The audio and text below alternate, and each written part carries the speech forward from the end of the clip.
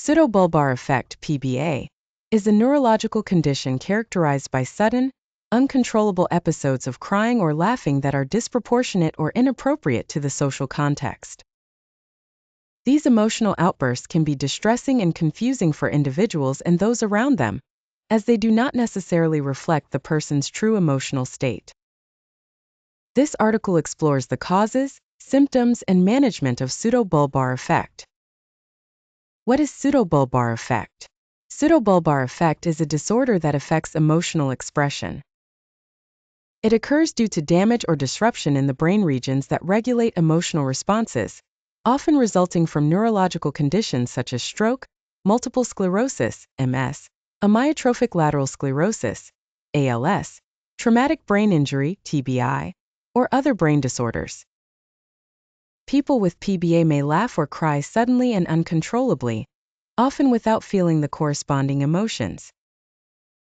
Symptoms of pseudobulbar affect. The primary symptoms of PBA include sudden, involuntary episodes, outbursts of laughing or crying that occur without warning and are difficult or impossible to control. Emotional incongruence. The emotional expressions are often out of sync with the person's actual feelings or the situation at hand. For example, a person might laugh during a sad moment or cry without feeling sad. Frequency and intensity. These episodes can occur multiple times a day and can be intense, causing distress and embarrassment. Causes and risk factors. PBA is typically associated with neurological conditions or injuries that affect the brain's ability to regulate emotions. Common conditions linked to PBA include stroke. Brain damage from a stroke can disrupt normal emotional control. Multiple sclerosis. MS can affect the brain regions involved in controlling emotions. Amyotrophic lateral sclerosis, ALS can impact brain function, leading to PBA symptoms.